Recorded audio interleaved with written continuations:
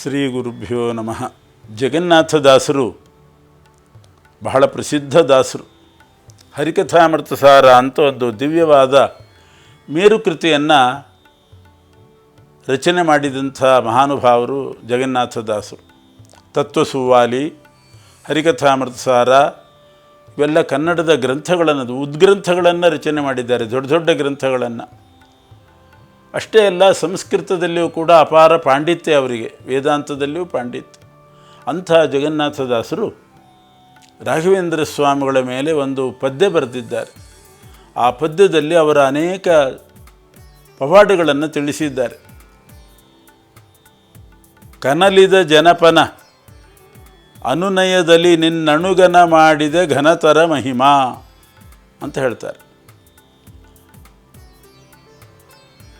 ಒಬ್ಬ ರಾಜ ಇದ್ದಂತೆ ಅವರ ಕಾಲದಲ್ಲಿ.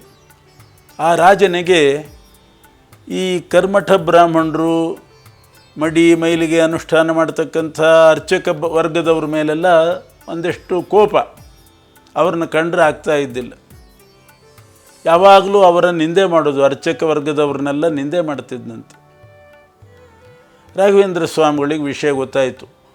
ಬೇಕು ಅಂತಲೇ ಆ ರಾಜನ ಊರಿಗೆ ಹೋದರು ಅವರು.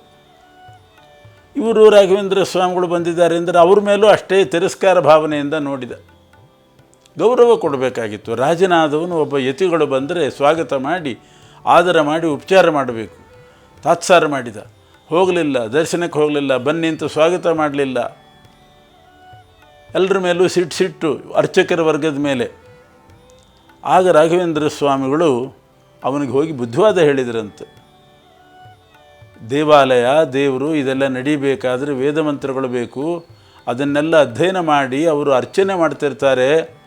ಅವರು ಮಾಡುವ ಅರ್ಚನೆಯಿಂದಲೇ ದೇವರು ಪ್ರಸನ್ನನಾಗಿ ಮಳೆ ಬೆಳೆ ಕೊಡೋದು. ಇಲ್ಲದಿದ್ದರೆ ಮಳೆ ಬೆಳೆ ನಮ್ಮ ಕೈಯಲ್ಲಿದೆಯಾ? ಅರ್ಚಕರು ಗುಡಿಯಲ್ಲಿ ಚೆನ್ನಾಗಿ ಪೂಜೆ ಮಾಡಿದರೆ ತಾನೇ ಆ ದೇವರು ಮಳೆ ಬೆಳೆ ಕೊಡೋದು. ನಾವು ಬೇರೆ ಏನಾದರೂ ಪ್ರಾಡಕ್ಟ್ ಮಾಡಬಹುದು, ಮಳೆಯನ್ನು ಸೃಷ್ಟಿ ಮಾಡಲಿಕ್ಕಾಗ್ತದ? ಅದರಿಂದ ಹಾಗೆಲ್ಲ ಮಾಡಬೇಡ ಅಂತ ಹೇಳಿದರೆ, ಕನಲಿದ ಜನಪನ ಆದರೂ ಕೇಳಲಿಲ್ಲ, ಸಿಟ್ಟೇ ಮಾಡ್ತಿದ್ದ. ನಿಮ್ಮ ವೇದ ಪ್ರಮಾಣ ಅಂತ ಆಗಿದ್ದರೆ, ಅಷ್ಟು ನಿಮಗೆ ವೇದದ ಮೇಲೆ, ಆ ಮಂತ್ರಗಳ ಮೇಲೆ, ಅದರ ಶಕ್ತಿ ಮೇಲೆ ನಂಬಿಕೆ ಇದ್ದರೆ ಅದನ್ನು ತೋರಿಸ್ರಿ ನೋಡೋಣ. ಬ್ರಾಹ್ಮಣರೆಲ್ಲ ಅದನ್ನು ತೋರಿಸಲಿ.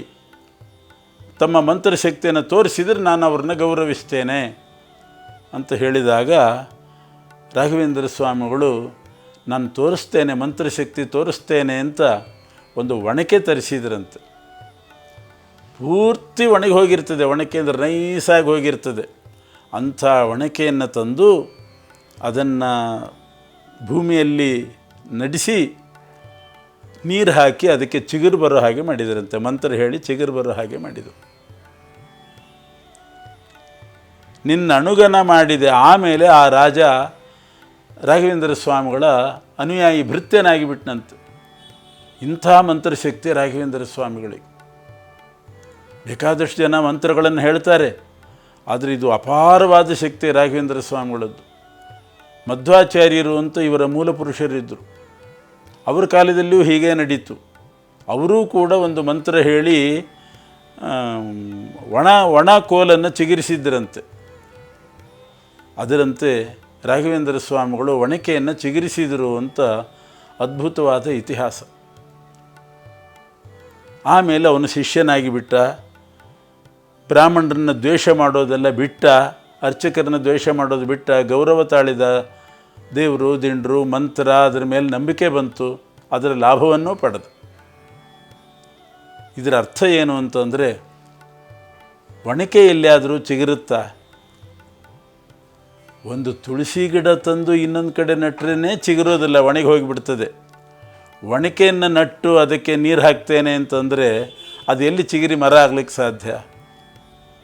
ಹಾಗೆ ರಾಘವೇಂದ್ರ ಸ್ವಾಮಿಗಳು ಒಣಕೆಯಿಂದ ಇರತಕ್ಕಂಥ ವ್ಯಕ್ತಿಗಳನ್ನು ಕೂಡ ಚಿಗುರಿಸ್ತಾರೆ ಬೇಕಾದ್ರೆ. ಒಬ್ಬ ದಡ್ಡ, ತಲೆ ಇಲ್ಲ, ತಲೆಗೆ ಹೋಗ್ತಾ ಇಲ್ಲ, ವಿದ್ಯೆ ಹತ್ತುತ್ತಾ ಇಲ್ಲ, ದಡ್ಡನಾಗಿದ್ದಾನೆ, ಒಣಕೆ ಇದ್ದಾಗಿದ್ದಾನೆ, ಅವನನ್ನು ಕೂಡ ಚಿಗುರಿಸ್ತಾರೆ ಬೇಕಾದ್ರೆ. ಅವನಿಗೂ ಚಿಗುರು ಬರೋ ಹಾಗೆ ಮಾಡ್ತಾರೆ. ಅಂದರೆ ಅವನನ್ನು ಬುದ್ಧಿವಂತನನ್ನಾಗಿ ಮಾಡ್ತಾರೆ. ಅದಕ್ಕೆ ಹೇಳೋದು, ಮೂಕೋಪಿ ಯತ್ ಪ್ರಸಾದೇನ ಮುಕುಂದ ಶಯನಾಯತೆ. ಮಾತು ಬರದೇ ಇದ್ದ ಮೂಕರಿಗೆ ಮಾತು ಬರೆಸಿದ್ದಾರೆ. ಬುದ್ಧಿ ಇಲ್ಲದ ದಡ್ಡರು ಒಳ್ಳೆ ಮೇಧಾವಿಗಳಾಗಿ ಹಾಗೆ ಮಾಡ್ತಾರೆ ರಾಘವೇಂದ್ರ ಸ್ವಾಮಿಗಳು. ಅದಕ್ಕೊಂದು ನಿದರ್ಶನವಾಗಿ ಒಣಕೆಯನ್ನೇ ಚಿಗುರಿಸಿ ತೋರಿಸಿದ್ದಾರೆ. ಆದ್ದರಿಂದ ನಮಗೆ ವಿದ್ಯೆ ಹತ್ತೋದಿಲ್ಲ, ನಾವು ದಡ್ಡರು ಅಂತ ಭಾವಿಸಿದವರು, ಅಥವಾ ಮಾತು ಬರಲಿಲ್ಲ, ಸ್ಪಷ್ಟತೆ ಇಲ್ಲ, ಏನೇ ತೊಂದರೆ ಇದ್ದರೂ ಕೂಡ ರಾಘವೇಂದ್ರ ಸ್ವಾಮಿಗಳ ವೃಂದಾವನಕ್ಕೆ ಹೋಗಿ ಸೇವೆ ಮಾಡಿದರೆ ಅದೆಲ್ಲವೂ ಕೂಡ ಪರಿಹಾರ ಆಗ್ತದೆ ಅಂತನ್ನೋದು ಈ ಪವಾಡದ ತಾತ್ಪರ್ಯ.